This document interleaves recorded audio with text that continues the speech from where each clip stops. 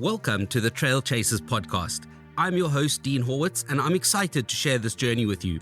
Each week, we'll be hitting the trails with some of South Africa's most inspiring trail runners, diving into the topics that matter most and uncovering the secrets of this incredible sport. Lace up your trail shoes and join me on this adventure. New episodes every week. How's it, Carla? Welcome to the Trail Chasers podcast. So glad we could finally get you here. I think we've been wanting to do this. You're definitely one of the first guests that I was like, need to have you on the on the podcast. I think it makes it much more easier when you can see that the person's actually bubbly and friendly and interested in, I guess, the social media side of it. But I think for me, I find that professional athletes are quite closed and reserved. So I think for me, it's quite nice to see that you're pretty open and out there and really showcasing what you do. So I think for me, I really want to dive into that and just find out more about it and how it all came about. And I kind of like to start these interviews by going deep and tell me in your own words, who is Carla? God.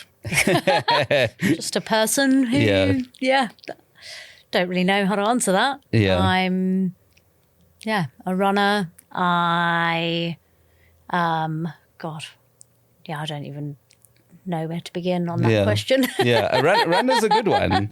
I mean, that's why I like why running, you're here. I like eating, I like sunshine, the sea, the mountains. Well, lots of things. And obviously, as you said, like you're a runner and you're a professional runner. So talk to me about the kind of running journey. Like how did it kind of start? At one point, did it kind of be like, oh, this is the thing I'm doing for the rest of my life? Well, I started running when I was at school. I've always done sport. I did loads of sports growing up, swimming, diving, gymnastics, ballet, all that type of jazz. And then when I was about 17, 18, I joined the local running club. Did that for a couple of years. And then when I went to university, I actually started to do triathlon. Okay. I then did triathlon for about 10 years. And then I did the Glasgow half marathon, and I just really liked the simplicity that all I needed was my running shoes to rock up to the start line. And literally at that point I sold all my triathlon stuff and just started to run. And I've gone through like a bit of a weird running journey. I was then kind of dabbling in like half marathons, but then starting to do a lot of multi-day running on the trails, a lot of fast packing. So I did loads of different fast packing trips, like across islands, around islands, across mountain ranges. Oh wow, okay. And then it was actually in 2018 where we were doing a multi-day run from Cape Town to Comrades. After that, I ended up doing quite well at Comrades and thought that I might try and take running a little bit more seriously. Wow. Okay. It's always amazing when you see someone, I guess, it's that whole like overnight success thing, when it's like you see someone and you're like, well, this person must have been doing it for like 100 years, and that's amazing. So tell me about that first Comrades experience. Was that your first ultra marathon? Tell me about the whole experience. No, my first ultra was actually the Matterhorn Ultrax, which is a mountain race in Zermatt in Switzerland. I think it's like 46k, like beautiful in the Swiss Alps. And Comrades, I actually did my first one in 2016. Okay. Obviously crossed the finish line, said I would never ever do it again. And here I am 7 years later. It's amazing. It's amazing how. And what kind of drew you to triathlon, and then what kind of drew you to the sort of trail running aspects of it? Well, when I went to university, the athletics club was a little bit too intimidating. I literally walked in and everyone was wearing GB or international kit. And I was like, nope. So I turned around and tried to find something a bit more friendlier. And the triathlon club kind of had a nice balance of people wanting to train hard, but also kind of have fun. And that's more of my vibe. So that's why I started doing triathlon there. And then, trail running, I just loved. I think it was like 2014, I started to get into that by doing that ultra, and it kind of went from there. And tell me, so 2016 you did the Comrades, never again, and then where did it go from there? Kind of up and down, a bit of a roller coaster, my Comrades journey. So yeah, the first one I actually got a silver, did pretty well, did a 7:28 or something like that. I can still remember we were about 7K from the finish, and there was a guy on the mic saying, you've all just missed the cutoff for silver, so just enjoy it. Yeah. And I was like, okay, cool. Carried on running, and then got in, and we actually hadn't missed the cutoff. Yeah, well, it's good motivation. Like, And then the next one was an up, and I didn't do very well. I had a bit of a shocker of a race. The one after that, I got gold, I think. And then a not a good one because I had a stress fracture from falling on the trails. And tried to do Comrades off a 15-kilometre long run, which I don't advise. Yeah. It's not the cleverest thing I've ever done. I was trying to prove a point. I don't know who to, but and then after that, it's kind of just been like up and down kind of roller coaster. But the past 2 years have been pretty good. Yeah, it's incredible. And tell me, how did you land up in Cape Town? How did that happen? So actually in 2022, I didn't know where I wanted to live. Yeah. So I went and lived somewhere new like every 6 or 7 weeks. Oh, wow. Okay. So I just moved around the world, like going and living and racing and training in different places because I could do my job from anywhere. Yeah. And then I got here in the December, and then in my head in December, I was like, okay, I'm going to spend half the year in the Peak District in England, half the year in Cape Town. And then after about a month, I was like, no, I'm just going to stay in Cape Town. Yeah.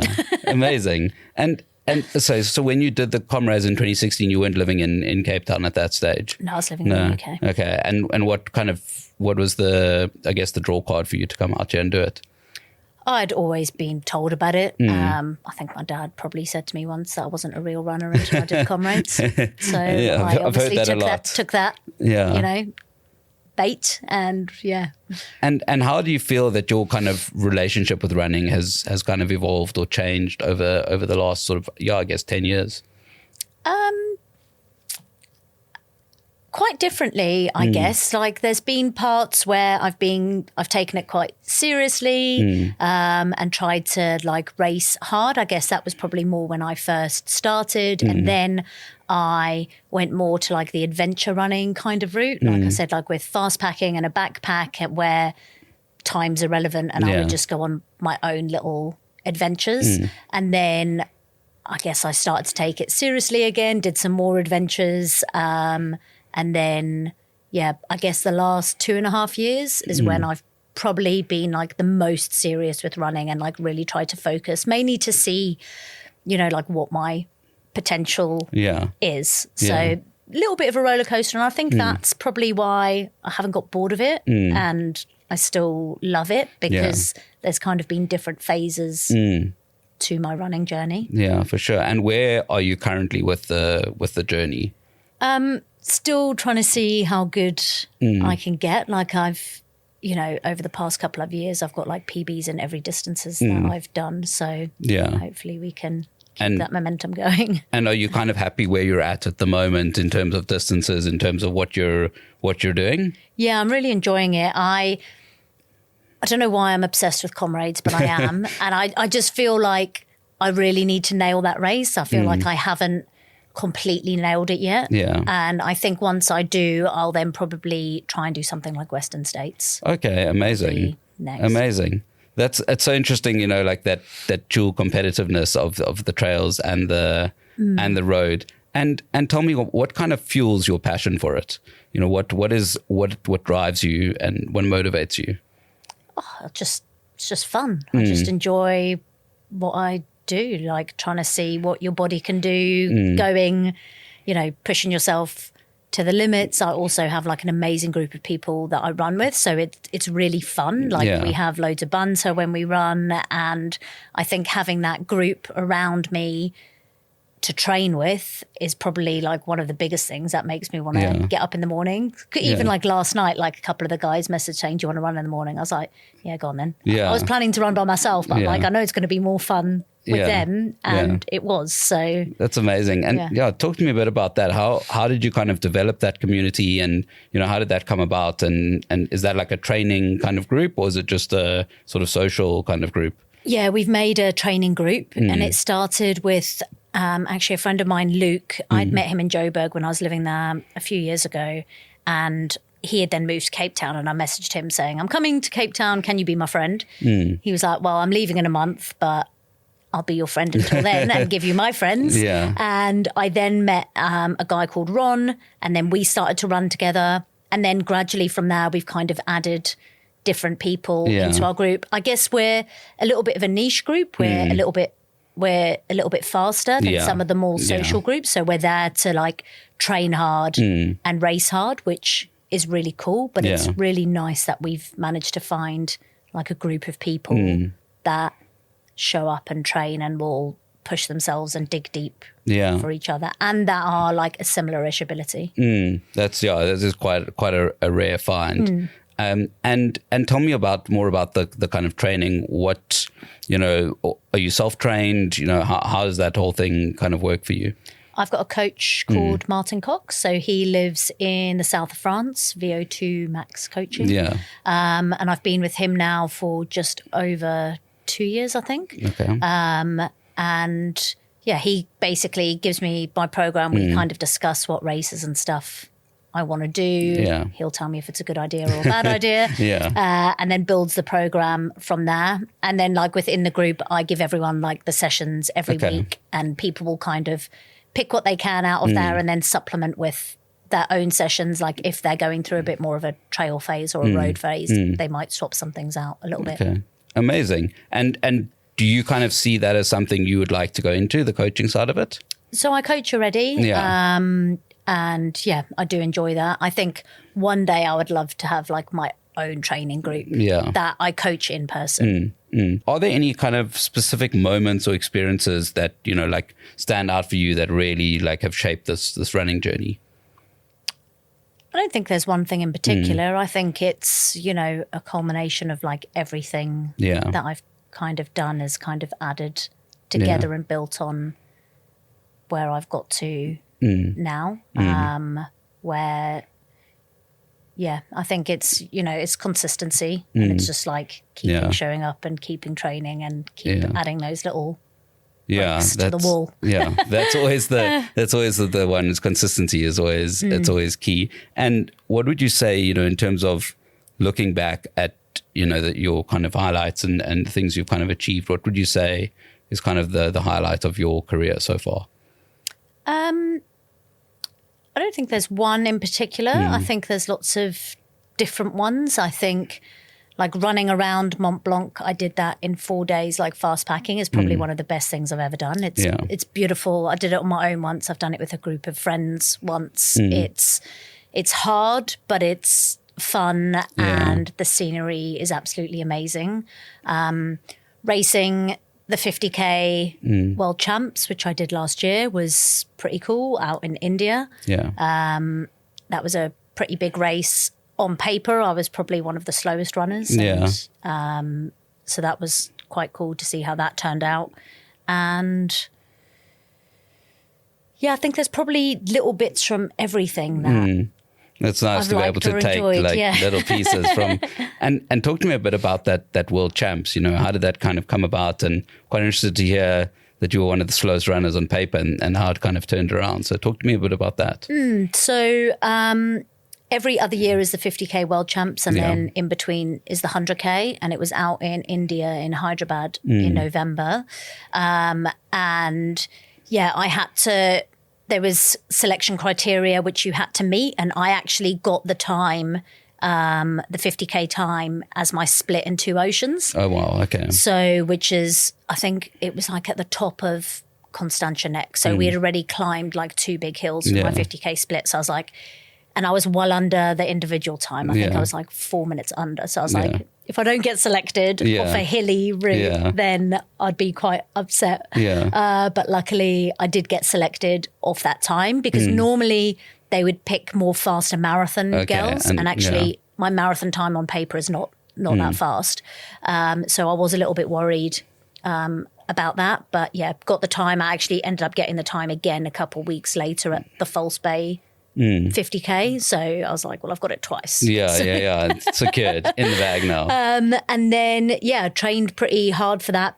Pretty much like a marathon training build, but nothing crazy, not ridiculously high mileage. And when you're talking to everyone before the race, I was a little bit worried because all the other girls that I was racing against were cracking out like 160, 180 kilometer weeks, and I was probably more like 110. So I was like, oh my God, I haven't done the mileage, and you start to overthink it. But I had prepped as well as I could. I'd done heat training out in Dubai. I felt in really good shape, and actually the race just went really, really smoothly. It was not easy, but it was easy. It was a lot slower than I thought it would be. And just slowly as the race went on, the other girls kind of dropped off, and I ended up winning that race, which was a bit of a shock. Fine in the race, very, very sick after the race, which was not much fun. Was that from pushing so hard, or was it just India? I think it was just like either over or under hydration. It was I think I was paranoid that I was dehydrated, and then I went to drug testing, and then I drank too much water, and then I got very sick. Oh geez, but they gave me some magic juice with potassium in it, which fixed me. Amazing. And are you going to go back for the next edition? I'm not going back for the 100K World Champs. That's in India this year, mainly because it was cool racing in India, but it was a very stressful environment to be in, and it just wasn't fun. I was so paranoid about like getting sick, and I was bought a rice cooker and eating rice in my room and not touching anything. And because unfortunately, like a reality of being in a country like India is that people are going to get ill. And I was like, I just would rather do something else instead. So I'm going to do a fast marathon later this year instead. But hopefully next year, if I get selected, I'll do the 50K again. Amazing. And talk to me a bit, I guess, also about Comrades and Two Oceans, and I guess racing against Gerda. Like, how's that kind of been over the last two or 3 years? Yeah, it's been good. Like I love both of those races. They're fun. You race against like really cool people. I love racing against Gerda. Like some people tell me that I shouldn't go out that fast. But I disagree. It's a race. And I'll keep on racing how I think I should in those environments, which I like. Like I like pushing myself. I've always got a plan, and if I feel like I'm kicking the arse out of it, I will rein it back in. But she definitely helps like elevate the field and the popularity of the sport, which I think is great. I think sometimes my confidence like in Oceans is a little bit less because I feel like I don't have the same marathon time as the rest of the faster girls, but that's why later this year I'm going to do Valencia, and hopefully I can get a quick marathon time, and then just in my head be like, well, I am in the same ballpark and I can race them. It's super interesting. And do you have any sort of unique training methods or philosophies that you kind of have picked up, or that you kind of work with? No, I think people overthink training so much. Like, there's so many like gadgets and gizmos and all this noise. And I just think for me, it's about being consistent, getting out there, doing your sessions. Like this weekend in Cape Town, it was really rainy, and people are like, are we still going to train? I'm like, it's rain. Yes, we're going to train. Put a jacket on. Yeah, exactly. You're not going to die. You're going to be all right.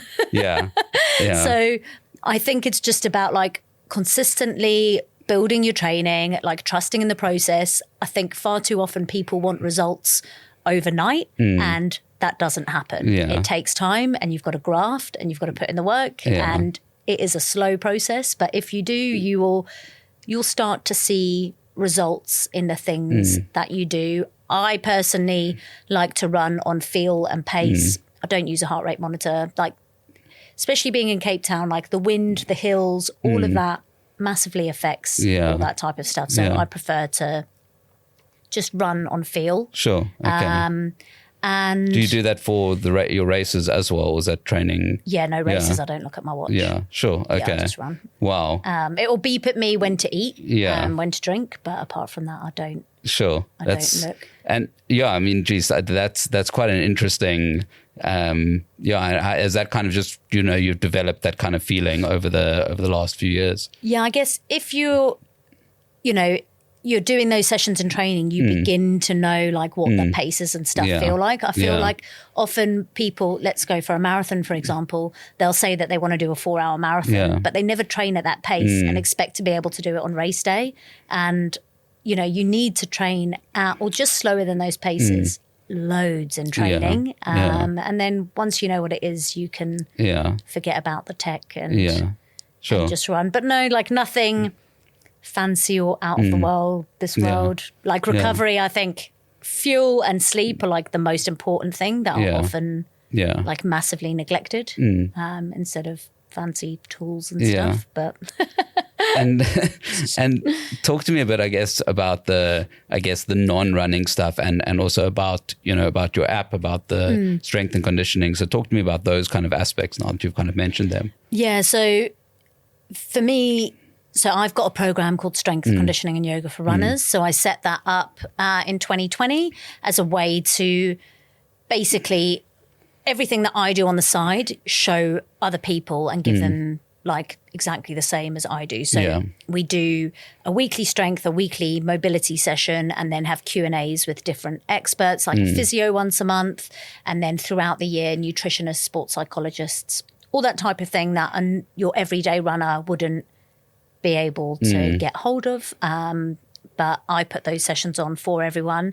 And strength and mobility, for me, it's just such an easy win. Like people hate it when they get injured and they have to spend hours in the gym and they get irritated, but no one is willing to like do the work to avoid it. Like I haven't been injured in 4 years because I do strength every single week. It's boring. I don't want to do it sometimes. I'm exactly the same as everyone else. But again, it's that consistency, like just do it every week, get a little bit stronger.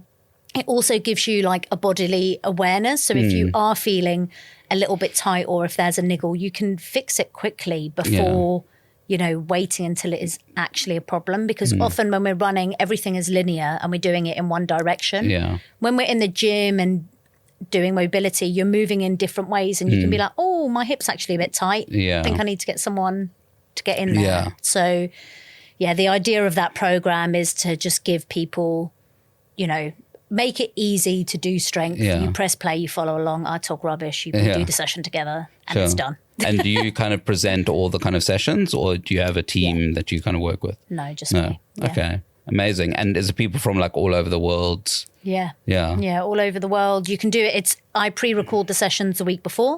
So like this week, I'll film next week's sessions and then they'll go out for everyone to do. So I'm always like a week ahead, but everything I just film and put up. Amazing. And is there kind of a community aspect to it as well? Or is it kind of more just teaching, just you kind of teaching people? Yeah, we have a community page on the app, which is really nice. People have started to meet at races, which is quite cool, and do stuff together. And then the community page is either people popping in questions, which I always go in and answer every week, but also other members of the group will put in what they think as well. So for example, like I want to get a new race belt. What can I get? People will chuck it in there and then everyone will help each other.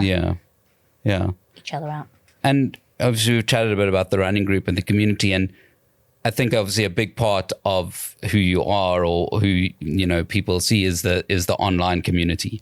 So talk to me a bit about your kind of social media. How did that kind of start? How have you kind of developed that? What's the reasons and feeling behind that?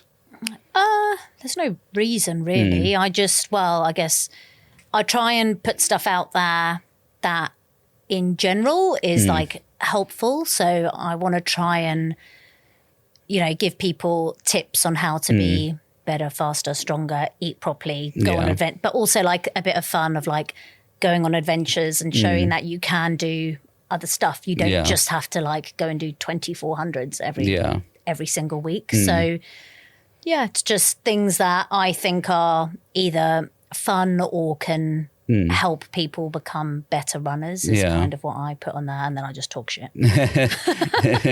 Mainly. And how has the like community kind of developed around that? You know, do you feel like you've developed like quite a strong community online? And do you get like a lot of interaction, a lot of engagement from the community? Yeah, I get lots of messages and questions and stuff from people, which is really nice. I find that I've got like, a really nice group of people that I interact with. I've never had anything horrible or nasty or anything like that thrown my way, which is good. So yeah, generally it's people being inquisitive or wanting to be better or asking how to be better, which I think is quite cool. And do you kind of see it as kind of an extension of your sort of personality and a way to kind of let people into that kind of world? I haven't really thought about it in that much depth, to be honest. You just put yourself out there and like, this is me. There's nothing that deep. Yeah. And, you know, when I started the interview, you know, I think a lot of kind of professional kind of runners are quite secretive with kind of their training programs and things like that. Whereas I think for you, it's kind of the opposite. Why do you kind of think that is? I don't know. I think each to their own. Like all my training's on Strava. You can see like one thing my coach is like, you need to let people see what you're doing. Like you've got to be transparent with what you do. And it doesn't bother me for people to see what I do and how to train, because it's one thing watching from the outside what someone else is doing. And there's another thing actually going through and doing it. And, you know, essentially, I think amongst professional runners, we're all doing the same things, just in like a slightly different way. But there's no magic formula. Exactly. We're all doing your 400 meter reps. It might be in the form of doing a 1 minute 30 rep or 400 meters on the track, and we're doing a lot of easy runs. So, like personally, I'm not that bothered because I think it's not rocket science. Yeah, exactly. And you know, obviously with the social media, how do you kind of balance that with your running and, you know, with obviously taking it seriously? And obviously also, I guess, how do you deal with the kind of pressure of putting it all out there? So sometimes I find that I do get quite busy and then I can't put as much stuff out as I want. So like at the moment, it's been really hectic since I guess the middle of May, where I moved house, I had Comrades, I went back to visit my family in the UK. So I feel like I haven't really put as much stuff out as I'd want, but you just got to take those ebbs and flows and like try not to worry about it as much. I do like kind of make a plan about what I want to do and the things that I want to film, but I try not to get too stressed about it. Like if things get too busy and I can't do it, it's fine. It can wait a couple of days or a week. Like today's one that I wanted to do can wait until tomorrow. It's fine. And how do you kind of plan those kind of, all the posts and the things you want to put out there? Is it kind of just the things that you're kind of interested in, or, you know, do you respond to kind of what people are asking? How does that kind of work? Yeah, a bit of both. So I tend to put things out to like the community, like, what do you want to know? And then I kind of pull questions from there. So things like a couple that I'm going to do, like a nutrition one. Everyone always finds that really interesting. Someone asked me like, can I do what I eat in a week? I don't think that is helpful. So I said no, but I can do what I think is a good before, during and after fueling strategy to help you run better. Sometimes you just got to explain to people actually the full volume of what someone eats isn't right for everyone. But there's definitely some things that we can do to help you improve your running. So I'll pull from questions people ask, or if I feel like, you know, like I felt like I needed to do some work on my calves at the moment, so I found some strength sessions and then I'll make a video to show people what those are. Okay, interesting. And talk to me, you know, like how do you kind of manage burnout in general, and also obviously making sure that, you know, you're not doing too much running, I guess, or pushing too hard in terms of the running?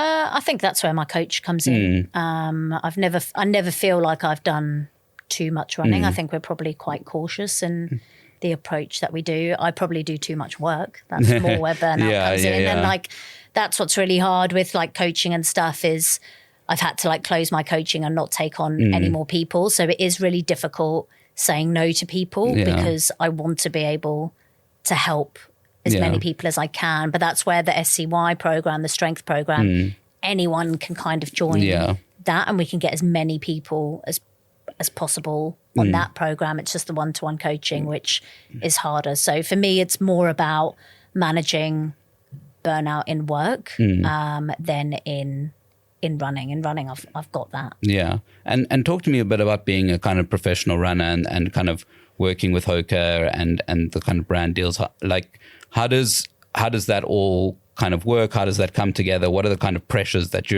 or I guess obligations that you're kind of under there? Yeah, Hoka are an amazing brand to work with. They're super easy.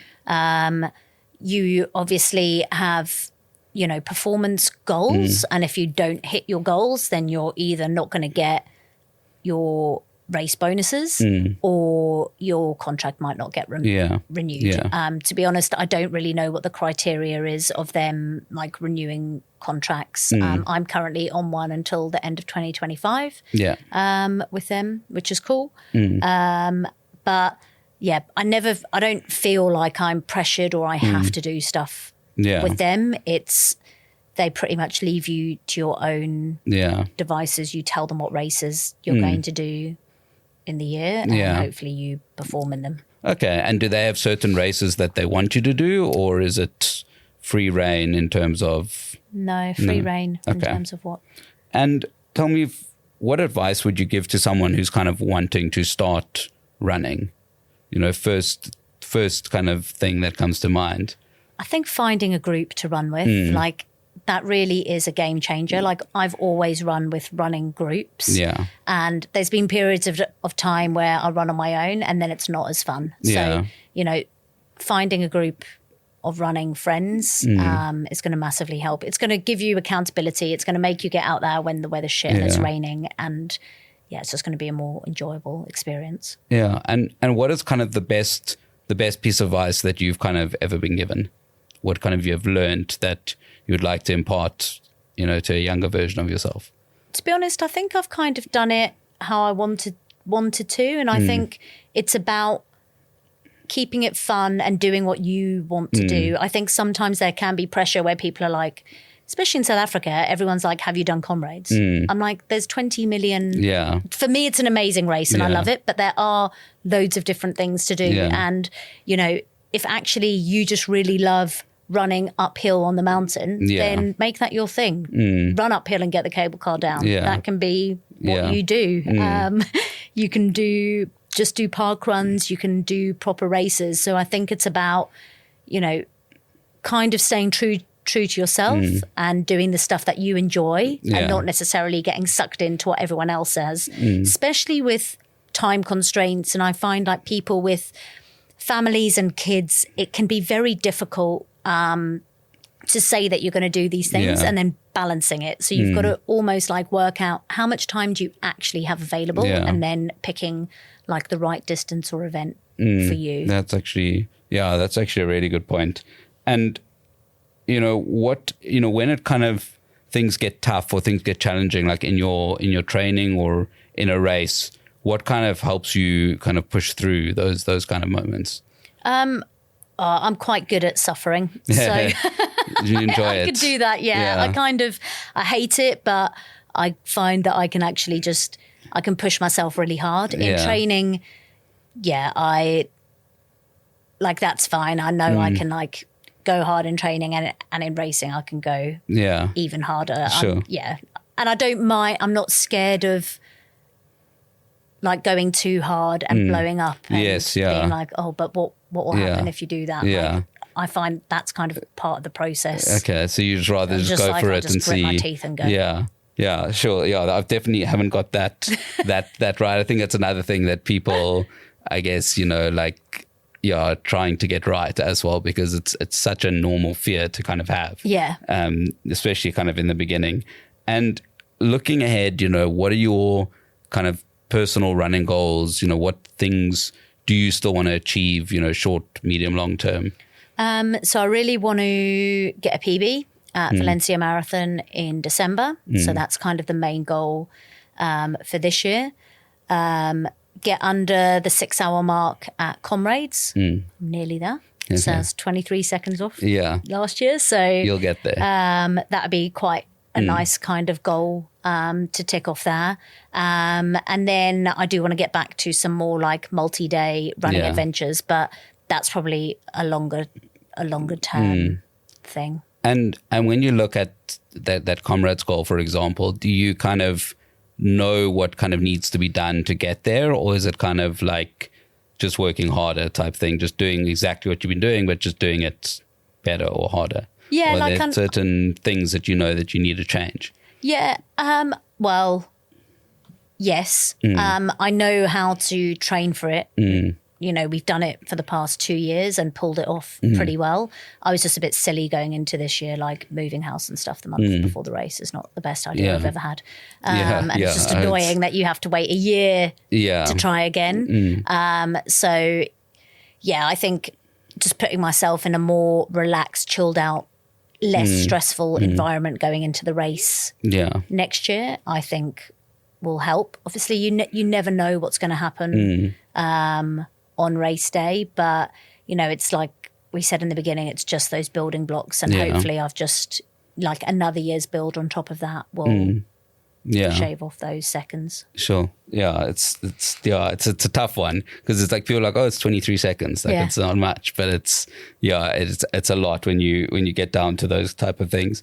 And you know, in terms of specific kind of races, you did mention Western States. You know, are there kind of other races that you've got in your kind of bucket list, looking into the future? At the moment, only that one really. Only because it's probably quite a journey to get in. You either have to get a golden ticket at another trail race, or you have to get into the ballot. The likelihood of which then you have to do another race to get into the ballot. So the likelihood of me getting into the ballot is very slim. So it would probably have to be a bit of a journey of trying to get a golden ticket. So yeah, I think that's probably quite an all-consuming couple year project. Trying to get the qualifier and then winning the qualifier and then getting into the actual race. But I can definitely see the kind of appeal of that. Yeah, and it's like States is, if you're a good road runner, it's a good course because it's not technical. It's like fast, flowy. Yeah. It's just about managing like heat. Yeah, no, definitely. Yeah, being able to suck up the pain. And when it comes to like trail running, do you kind of prefer that kind of more running, non-technical kind of trail, or I mean, obviously coming from your background, but how do you feel about the sort of more technical stuff? Yeah, I mean, I do technical running because I live by Table Mountain. Yeah. So everyone's like, oh, it's easy trails. I'm like, it's not. You're on I've done smooth trails.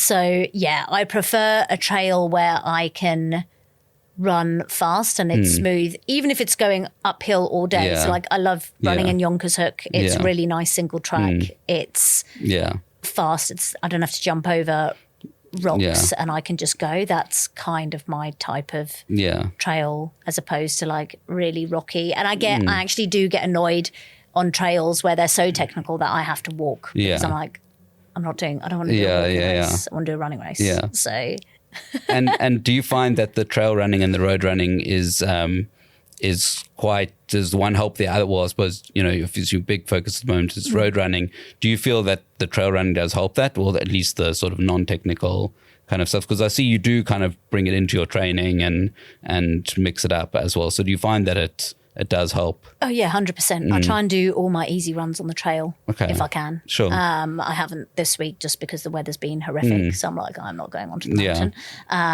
But yeah, I think even technical trail is good. It strengthens like your ankles, your knees. Because the pace you do those runs are irrelevant. So I think it massively helps, and it's why if I can get on a trail for an easy run, I will. Sure, that's interesting. And is that because also like kind of helps you keep it easier than you would on the road where you're just I've got no problem in running an easy run, easy. Like other people that I run with, and then they just go, I'm like, what are you doing? Yeah. They're like, yeah. it's easy for me. I'm like, well, you're lying. Yeah, exactly. Well, that comes down, not. it comes down to knowing your body as Yeah. well, you know, which you said, like you, and I guess that comes on the running on feel and, I don't have to be told to slow down on an easy run. I'm very lazy. Yeah.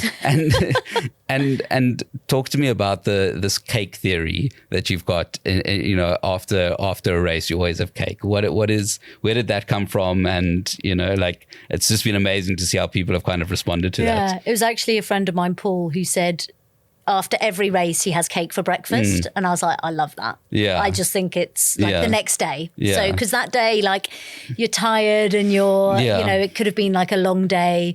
So the next day you get up and you go and find somewhere and you have cake for breakfast. And you like celebrate the race, whether it was good or bad or happy or sad, like whatever it is. I think it's nice to like either go on your own or go with your friends or your family, and it's just a nice way to kind of celebrate like ticking that race off. And like everyone's doing it, which I think is awesome.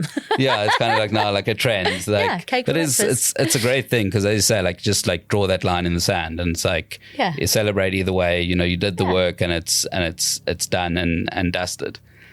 This was amazing. Thank you so much for joining me. I want to just do a little bit of a word association game. Okay. So basically, I'm going to say something. It doesn't have to be a word. It can be sentences, whatever sort of comes to mind. Okay. So first off, Strava. Ridiculous ways to name our runs. Cake. For breakfast. Stretching. Do it. Snacks. Cake. Rain. Skin's waterproof. Sun. Running tan lines. Okay. Playlist. At the moment, I am listening to a Lily Allen pop mix. Okay. And you run with headphones? No, I don't run with music. Just in my car. Social media. Fun. Community. You need it. Trails. Are fun. Aid station. Get in and out of them as quickly as you can. Two oceans. Best race in the world. Comrades. Brutal. And finish line. Smile for the camera. Love it. That was amazing. Thank you very much for joining me. And good luck with the training for Valencia. Thank you. Thanks for having me on. Feeling fired up after this incredible episode? Dive deeper into the world of trail running by exploring our other episodes, available wherever you get your podcasts. We're eagerly awaiting your feedback as well, so connect with us on Instagram @TrailChasersPod. Don't hold back. Like, comment, message, and share your thoughts. Until next week, keep chasing those trails.